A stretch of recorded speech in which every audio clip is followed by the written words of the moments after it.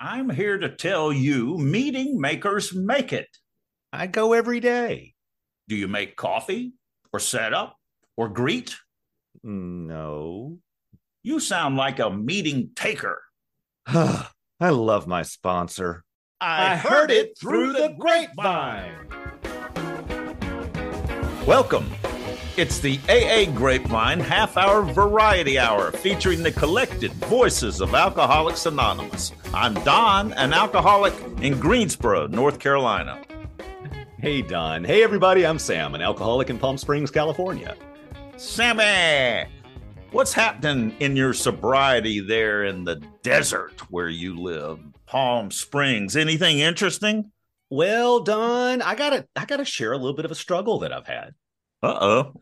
So, I grew up in North Carolina AA, and my experience there was a lot of focused discussions, whether it was based on literature that was read slowly or a topic meeting that was, here's the topic for this meeting, things like that. And that's not my experience here in California. And I've had a difficult time connecting with the meetings. I mean, what do you mean that's not your experience? So here... They don't have topics? Often, no. One of the things that I'll experience here is that a literature meeting will read a huge chunk of literature, 20 minutes, and then someone gives a lead share on that. You've just got this huge chunk of literature that you can talk about, and it's not focused. And then a lot of the meetings here are lead-based meetings where there's a person who may speak for 10 or 15 minutes. And then much of the shares are about things that person shared about in their lead. It can be all over the place. And my brain isn't like letting me connect to that. I can't what do I talk about here? What am I? And of course, a lot of times I just listen. I've listened a lot more than sharing because of that. And so I posed this as a question on social media that was not public. And I asked friends in recovery, this is what I'm experiencing. What do you do? And I had a lot of people sharing their experience. Some people were just commiserating with me, and others were like, this is my experience and da-da-da. And no particular thing from their comments actually gave me the thing to help me get connected. Mm-hmm. But what was really cool, and I talked with my sponsor about this too, was that the conversation that was happening got my brain working. And what showed up was, Sam, you used to carry a notebook when you first started coming to AA, and you wrote down all these little gems that you're never going to hear again. And actually, some of them I haven't heard again. But why don't you get a notebook and carry it to meetings? And that's exactly what I did. I got a notebook, just like the little one you've got in your hand. Wait a minute. Let me write this down, Sam. And I carried a notebook to a meeting the next night, and it worked. My experience of the meeting was different. As the literature was being read, I jotted down things that stuck out to me. As the lead gave their share, I jotted down a thing or two from that stuck out to me. And then I did what I often, I would love to say always, but we don't deal in absolutes anymore, do. And that is, said something to the effect in my mind of, God, if you'd have me share, give me the words. Mm-hmm. And I wrote down something that came to mind. And I wound up sharing in the meeting. So writing it down changed your experience of the meeting. The meeting didn't change, but your experience of the meeting. Exactly. I had a completely different experience because I found a tool that helps me focus and recall what's being talked about in the meeting. I had that experience, and we've talked about it before, where there's my sponsee has a group that I was going to. And I went to it, and it was different than my other group. And I would sit in and kind of sit back and say, that's his meeting. Yeah, I'm going to his meeting. And in my mind, I was always going to his meeting. And one night I was going, I've been going to this meeting for a year, every single week. Why am I holding it off from me by saying it's his meeting? So I went that night and made a change in what I had done in the past, which was go up to people and shake hands and welcome them to the meeting like it was my meeting. And it changed my whole experience of being there because I was kind of judging it. Yeah. I was totally judging. I'm Yeah. major judging in all of this. Yeah. And I think that's the key point, is that it's up to me to change or allow my experience to be changed of a meeting. I certainly have some influence in my home group by my voice and my vote, but every other group that I'm going to, I don't have any way of changing that group that's not me forcing my will on them. This makes me think of it's almost like a newcomer experience into AA, because you're like going into a kind of different AA when you move, and you've got to find a way to accept it exactly as when I was new and came into AA, and I didn't like what they were saying in AA, and I was told to just pay attention, keep listening, find where you can identify in rather than where you can identify out. And forcing myself to do that. Well, okay, that guy's talking about that. That makes sense to me. I can feel that as real. Then that's what I need to do. If I'm spending my time identifying out, I'm kicking myself out of AA.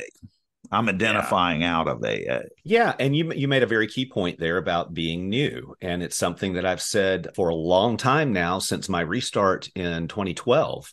And that is a recommendation to people that if you're not connecting, if you're not getting what you need, be new. You don't have to drink or use a drug or anything to start over.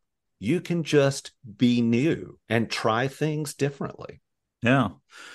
Beginner's mind, as they would say in the Zen world. That's so deep. I still have monkey mind. Chaos monkey time. Sam, who's our guest on the show today? Don, today we're welcoming Will L. from Seattle, Washington. All right. Yeah, this is going to be great.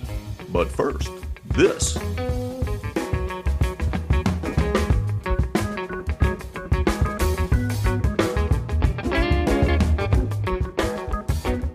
Hey, Sam, how can I support the AA Grapevine podcast? Since the Grapevine is self-supporting, we don't sell ad space in our magazines, on our website, or even in our podcast. Grapevine doesn't even accept contributions from AA members. What? If you want to support this podcast, visit aagrapevine.org and click on Store.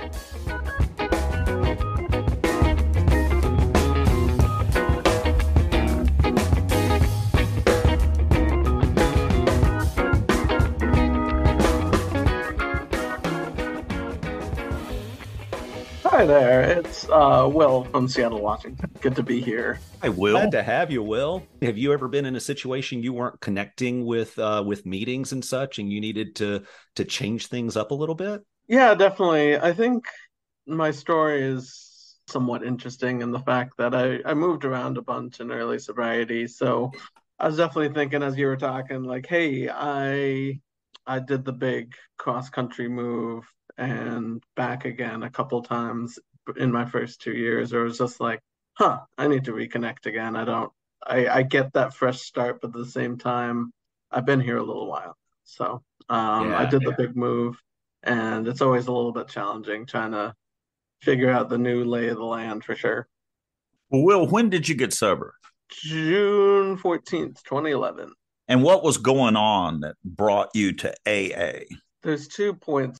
One was the more obvious, like, health consequence, where I ended up in the hospital for alcohol poisoning. I had found myself out of answers there. How old were you? 21. And I found myself in the psychiatric unit getting evaluated. I actually had an experience where someone brought a meeting into me there, and I connected with them and connected with the doctors and was like, okay, maybe I should give this thing a shot, where it's just like, okay, I'm out of answers. I'm in a hospital. I don't really know where to go from here. And that was the first turning point. And I kind of have a second turning point for as well, and that was a little bit deeper into my sobriety, where I found myself still going through the motions in the program, where I was showing up and I was doing some things, but I also wasn't truly giving all everything over, and I wasn't willing to do that yet. And I found myself in a place, a literal place, of sitting in a bus stop bench in downtown Seattle thinking, like, okay, it's either I got to drink, I got to do something about this, or I actually have to reach out to somebody and take care of myself.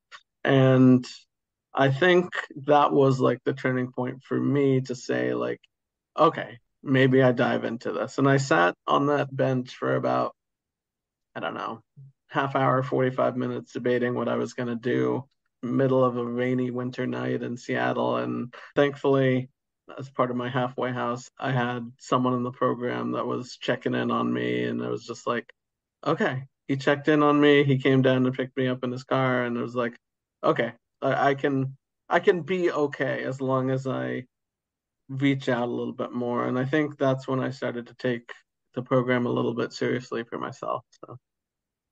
So when your friend came and picked you up, and that moment, that realization of, okay, I if I reach out for some help, I can probably do this.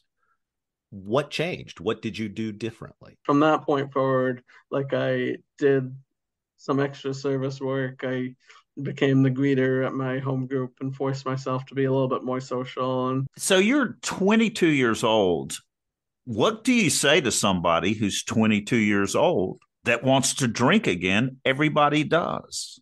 the social aspect, especially as a younger person, it's part of culture in a lot of ways to go out there, go out to a bar and or go out to a club and dance and hang out. So recreating that culture for young people, I think, is really important, and it was for me.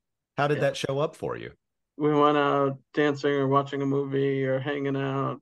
We would stay up late at night, and I would continue to, like, put myself out there and do some fun things. And I think that was important because I needed a replacement in some ways for my old life, but still have the excitement and world around me still be new and fun. Build a community. You Yeah, said build a sober community of friends, because that's what you've been talking about this whole time, really, is yeah, being a greeter and just being open and becoming a part of the community of AA, and then go party with the with the AA members. yeah, Because I still love hanging out with alcoholics and drug addicts. I just wanted to spend time with sober ones. That's right. yeah, exactly. Yeah. So 12 years on, what's it look like today? And the theme of, like, re-engaging, I guess I'm kind of coming back in a way. I never left, but 4 or 5 years ago, I returned to school to get mental health training, and I spent 3 years in that academic program, and then I got a job and restarted my career after I went back to school. But after school, I kind of stepped away for a little bit to kind of focus on some different things in my life. Recently, I've started reconnecting with AA again and just being a part of again. Can you describe something that's happened to you in the past year where you turned to the steps? A lot of the tools that I use, where, like, we learn about the inventories, we learn about step 4 and step 10, where we take personal inventories and a daily inventory. And I think, and also, like, the reaching out to others aspect of AA, I think I'm constantly using that. Being in the helping industry in terms of my career, a lot of my work is around, like, reaching out to others and being available for service, so that I feel like I am contributing in a way that is useful and I can move forward in my life. And that aspect of step 12 is valuable for anyone, but especially for AAs who are looking to try to, like, continue to grow in their sobriety and in their own process. So. I love how you talk about how you used the tools that you got in these rooms out in the real world. It's a design for living that works in rough going. I love that line in our literature. Is there something in particular that prompted you to come back to AA? You stepped away for a minute. Why did you come back? Like I said, I was always connected with people. Like I still saw a lot of my AA friends and I still stayed connected with a lot of AA friends. So I didn't really leave in the sense that I swore off and didn't go to meetings at all and moved away from everyone in the program. I wouldn't suggest that for everyone. I love that connection again is what we're talking about here. And you remained connected. And when you were ready to ramp things up again, that connection made it easier to do it. I love that. No, it definitely helps. Getting sober doesn't mean my life is going to be easier, but I have found that I do get better at living life. Maybe not. Okay. That didn't look that affirmative. Well, okay, Will, don't go anywhere. It's time for the Ask It Basket. What's that? That's the name Bill W. gave the basket that was passed around for questions. We want your questions for our guests. General recovery questions, newcomer questions, AA history. Basically, it's our AA AMA. AA, ask me anything. Got a question for the Ask It Basket? Call in and record it at 212-870-3418 or email it to podcast@aagrapevine.org. You can find these and more at aagrapevine.org/podcast, and you can also find it in the app. That's right. And now, let's dip into the basket. Our question today is from Felix in North Carolina. Hello, how you doing? My name is Felix, and I'm an alcoholic. And I was reading inside of the 12 and 12 traditions on page 26 where it says, take it easy. What do the author mean by take it easy? The quote that Felix is referring to is on page 26 of the 12 and 12 in step 2, but it actually starts in a paragraph on page 25. And I want to read that real quick. Let's look first at the case of the one who says he won't believe, the belligerent one. He is in a state of mind which can be described only as savage. His whole philosophy of life, in which he so gloried, is threatened. It's bad enough, he thinks, to admit alcohol has him down for keeps. But now, still smarting from that admission, he is faced with something really impossible. How he does cherish the thought that man, risen so majestically from a single cell in the primordial ooze, is the spearhead of evolution and therefore the only God that his universe knows. Must he renounce all this to save himself? At this juncture, his AA sponsor usually laughs. This, the newcomer thinks, is just about the last straw. This is the beginning of the end. And so it is, the beginning of the end of his old life and the beginning of his emergence into a new one. His sponsor probably says, take it easy. The hoop you have to jump through is a lot wider than you think. At least I've found it so. Yes. And that's on signs in every meeting room, on bumper stickers. In fact, I've got a bumper sticker that says take it easy because it's really useful to me. And I think what it really comes down to is to change my focus from all the stuff that's going to happen in the future that I'm worried about to what is the next thing for me to do. And if I'm doing that, I'm taking it easy. If I can just bring my focus down, because I can't make 100 decisions and I can't change tomorrow, but I can work with right now. Will, what do you think about take it easy? It's easy for my mind to race, and I could go into psych nerd stuff and start talking about brain chemistry and reconnecting after getting sober. And that's true too. There's a lot going on, but I need to take things as simply as possible, taking one thing at a time, living one day at a time, like slowing it down, giving myself some time to reflect and like move forward without letting my mind race, which is much easier said than done. How do you do it? Okay, I realize my mind is racing. Let's take a deep breath. Something as simple as that. Take a breath, think this through for a second, be okay. And sometimes I even have to be more direct with myself and just say, stop. like I need to like pause my own thinking and process of processing. So I don't know. Yeah, there needs to be an interrupt for me. Yeah. And I think that the biggest thing that the way that shows up for me is awareness. Because I used to just spin and not be aware that I'm spinning. I'm just caught up in the maelstrom. Now I have a much better chance of being aware that I'm spinning. And with that awareness comes the option of saying, whoa, Sam, wait a minute. Take a break, pause, breathe, step away for a minute. This was going on for me last night. Last night, I don't know why, but I could not sleep. I don't have anything hanging over my head that's stressing me out, but my mind was just racing and racing. And so instead of fighting it, instead of diving into all the things that are showing up, I just would turn on the light and pick up a book and read. And I'd get sleepy and I'd put the book down and turn off the light and roll over and sleep for maybe 30 minutes. And the brain wakes up and is doing it again. And instead of fighting it, instead of diving into it, I just would read some more. I didn't get pissed off about it. And that is unusual behavior. That is not the way I used to behave at things like that. When that shows up, and it doesn't show up so much as it used to in my waking world, me being out and about in the world, I'm so less likely to get spun up over things. If I do feel that coming, I am so much more likely to be aware of it and have an opportunity to interrupt it. And with that interruption comes the chance to do something different. I don't know why. I was just thinking of the acronym WAIT. Why am I talking? It's like, I've got this pressure. I've got to talk. Wait. And a lot of times, like in a meeting, it's like, I've felt like I've got to share this. And if I don't, sure enough, somebody else will share exactly what I was going to say. That does happen frequently, doesn't it? Yeah. So just breathing. I really like that breathing. That is really the answer for me, is if I will stop and take a breath, come to the present moment.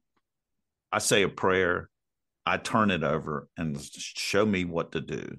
And that works for me. That has worked for me for a long time. And if it's something that's persistent, I'll say like the program, we learn some tools in the program, but also like if it's something that is affecting your life and anxiety and challenges, I think going out and reaching out to a mental health professional for us is also really important. Like I wouldn't be where I am without adding some excess help to get me through my own challenges. Felix, thanks so much for the question. We really appreciate it. Thank you, Felix. Will, thanks for joining us today. Indeed. Thank you, Will. It's been fun. Yeah, it's been good to be here. Nice talking with you guys.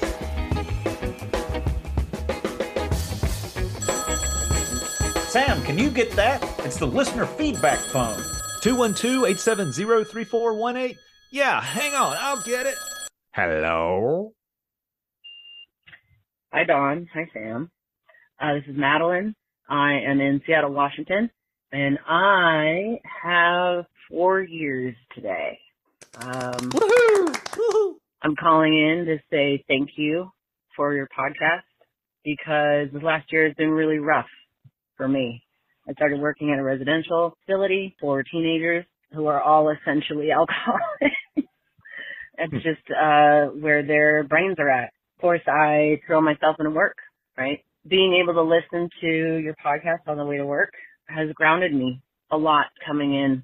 Been going to less meetings, and every time I listen, there's something. It's definitely my higher power speaking to me through you guys and through all of your speakers who show up. So thank you. Thank you to all the speakers who have come on. One in particular is in my brain right now who always says, remember that the relapse actually started way before the first drink. And I hear that. And so I make sure that I go to the 1 or 2 meetings I got every week to hang on. Yeah, that's what I got. Thank you guys. I appreciate you a lot. Thanks, Madeline. Madeline, thank you. That just, I got chills listening to you talk about that. And I'm glad that the podcast has been useful to you in helping you stay grounded, being immersed in that situation where you're surrounded not only by alcoholics, but by teenage alcoholics, which can be a little rambunctious, perhaps.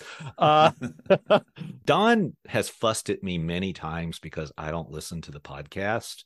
but actually I do, because I drive one day a week. I've got like a 30-minute drive to a client and then back. And that's when I listen to the podcast. And it helps me with my driving. Okay. Actually, it helps me with other people's driving. Yeah, that's the key. Well, that's the thing, Sam. It's like going to a meeting is the way I calibrate my emotional state. It's because it's like to let go. And I have a hard time letting go. When I go to a meeting, I feel better. And the Grapevine is our meeting in print. So maybe the audio broadcast is our meeting in audio. I mean, I hope we're providing that for people with an interview with an alcoholic and maybe help to recalibrate. Podcasts work that way for me. And I'm sure glad they do. Madeline, thank you for calling in. Thanks, Madeline. Hey, Don and Sam. This is Steve G. from sunny San Diego, California. I'm a longtime listener and first-time caller. I love you guys' podcast so much. It reminds me of a show I used to listen to on NPR called Car Talk. You guys are like the Car Talk of sober podcasts. Anyways, I love you guys so much. Question for the Ask It basket. I'm wondering how something becomes official AA literature. I'm thinking of such classics as Chuck C's A New Pair of Glasses or Drop the Rock. I love those books. I don't believe they're official AA recognized literature, and I'm wondering how something becomes an official AA literature, like I think the Good Old Timers and stuff. There's some other ones. Anyways, keep up the good work. Thank you so much for giving me some healthy sobriety in my podcast feed every week. Thank you. Thanks, Steve. Okay, let's describe the service structure a little bit. How does something become conference literature, Sam? Well, so there is the conference-approved literature, but the Grapevine is not part of conference-approved literature because Grapevine is a nimble part of Alcoholics Anonymous that can do things quickly. The conference approval process is lengthy. It can take years. But the way that happens is it does go to the General Service Conference through the structure of communication. So it can actually start at a home group, taking something to their district meeting, which could then go to their area, which could then go to the conference. And then it gets approved at the conference, maybe for us to review some material that's generated about it at the next conference next year. Very slow. Edits. And yeah, it is a slow process. So wait a minute, Sam. So like there's really not a whole lot of conference-approved books, but it's okay for somebody to publish Chuck C or Drop the Rock. Other entities can publish things that we in AA have used and love to use. But for it to be conference-approved requires all the delegates to be on board. And that's a slow and deliberate process. And as one of my delegates says, AA moves at the speed of consent, and that is a very slow speed. It can be glacial. And real quick, it's not all of the delegates. It's a substantial unanimity. That's what we're looking for. Yeah. So that's the way all that works. It's very rare in AA. Yeah. And insofar as click and clack, I don't remember. Someone else has told us this too. Matter of fact, it was Chris, the publisher, who thought we sounded like click and clack. Yeah. But what did he call us? I don't remember now. Dog and eyesore. No, that wasn't it. Don. Well, which is which? I'm going to let you be both.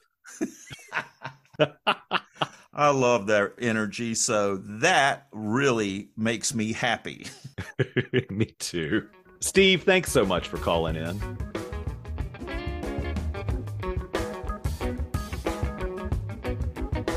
Hi, folks. We need your stories on the individual traditions. Pick one and write about your or your group's experience with it. How has a tradition played a part in your life? How has your understanding of a tradition changed? What is a personal experience where a tradition played a part? Visit aagrapevine.org for guidelines and to submit.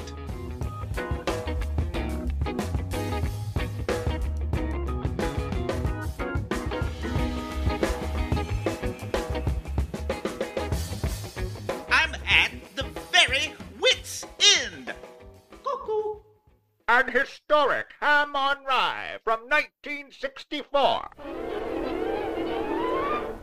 What are 10 items a drunk would like to have with him on a lonely island? Scotch, rye, vodka, gin, vermouth, brandy, wine, vanilla extract, perfume, and hair tonic.